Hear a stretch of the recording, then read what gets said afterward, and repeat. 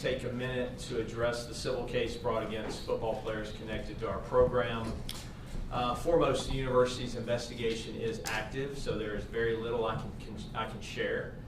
I can confirm that Pa'a Ewaliko and Zavier Leonard are not currently members of the team, but I cannot provide more specifics and will not be answering questions related to either of those players or Matt Araiza.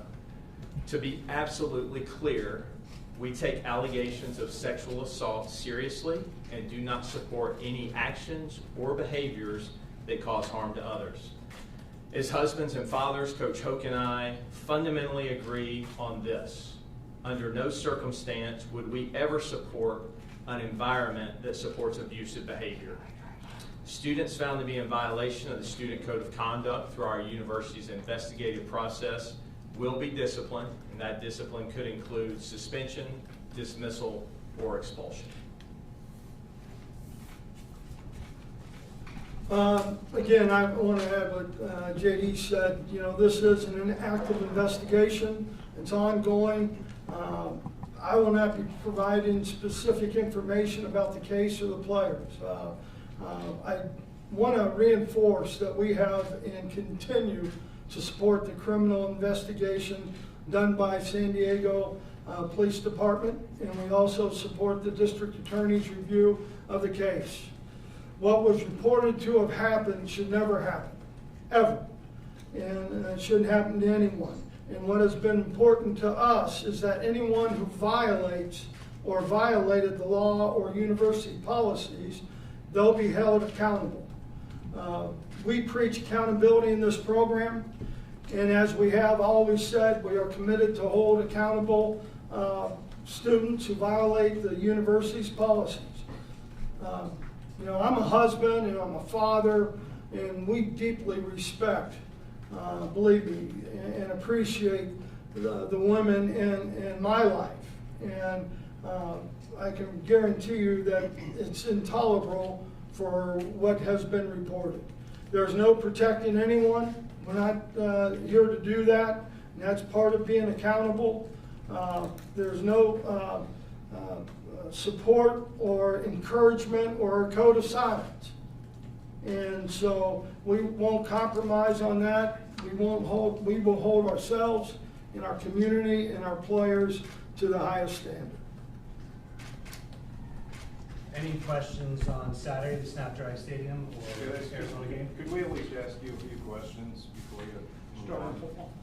JD, I had a question about athletic department policy. If you have an athlete that is under any type of criminal investigation, what is the role of the athletic department in terms of the decision to keep the player active, allow him to practice, or allow him to play if he's under criminal investigation? Is there a policy that you have? Haxel, I appreciate the question. To reiterate, we're in the process of an active investigation related to the alleged incident. DA is reviewing the SDPD information. The students involved have privacy rights that limit what we can provide. We've set up a website on our SDSU Title IX page that provides a timeline, Q&A, and synopsis of the education that we provide our students and student athletes related to the prevention of sexual assault, upstander and bystander training, party etiquette, and other related training resources. At this time, we'll take questions related to the game this weekend and the opening of Snapdragon Stadium. Actually, I had one about Brenda Tracy, if I could, please. Again, we're here right now to talk about. Okay, we understand that, but we also have a job to do, which I would really appreciate if you would let us think. Why was Brenda Tracy brought to campus last November to talk to the football team, and who made that decision? Again, we're here to talk about the Arizona football game and the opening of Snapdragon Stadium. You don't want to talk about Brenda Tracy, who posted a rather lengthy statement last Any night? football questions for Saturday? Well, you waited until Leonard was publicly named before you cut him. So now my question generally is, are you aware of any other players that are involved in this, and you're just not cutting them, you're waiting for them to be named? Again, we'll take questions related to the game this weekend. If there are none, then we can do the press conference. The Buffalo Bills were quick to say that doing what they did with Matt was more important than winning games. Was San Diego State more concerned with image and winning games than addressing this publicly? Again, we have said publicly that no one is above the law, that no team or player will ever come above if someone has done something wrong. So we have an active investigation going on. There are privacy rights related to students that we have to abide by. We made a decision that we would abide by SDPD's ask for what they wanted to do with an investigation. If you go to the Title IX page, there is a significant amount of information there related to that. There's a significant information related to the education that we provide, and there are a number of statements that we've made throughout.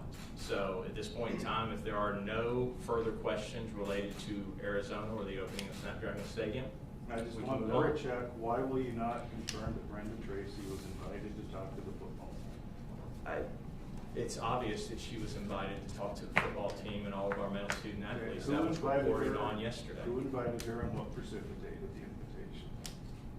Again, Brenda Tracy was invited to the athletic department to speak with our male student athletes as part of the training that we provide to all of our student athletes related to, as we mentioned, prevention of sexual assault, upstander and bystander training, party etiquette, and other related topics. She mentioned that it was in relation to an incident. Anything Did you for invite on the her? Arizona game? Go ahead. Coach Hoke, can you talk about with Braxton Burmeister, with the dynamics of what he brings to the table as you guys get ready for week 1 and opening up Snapdragon? Everybody's pretty excited about you guys being out there and running around after the scrimmage and whatnot. Well, you know, I think he's added a lot to our football team. I think he has when his work ethic, what he did all winter long, what he did during the spring. I think he really has gained the respect of his new teammates, and I think he brings a lot from an athletic standpoint. When you look at physically what he can do in throwing the ball down the field and extending plays. Brady, it was reported, or we learned fairly recently, that Matt Araiza's name was revealed through the portal. At that point, the football program probably could or should have known about his potential involvement. Did you have a conversation with him? Were you aware at that time, and why did he play the remaining 7 What are you games? talking about? In the portal. He was. The portal. Yeah, there was an anonymous report that Matt Araiza had been involved in. You're saying you weren't aware of that until the civil suit came out? I was not aware. Not before Thursday, last Thursday. You didn't know a single name. All right, guys, we appreciate the time. Thank y'all. Brady, you want to stay here and talk a little football? Do you want to talk football? Yes, sir. I'd like some transparency though from the university. I think that's very important from a credibility standpoint, and we're just doing our job, guys. So Brady, you are. Coach, I have a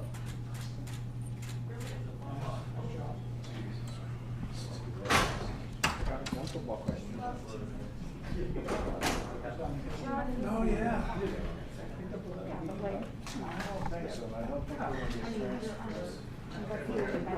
I wanted to get on a football question before, but we did get in these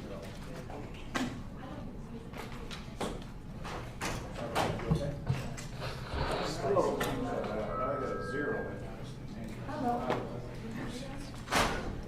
Yeah, I told you.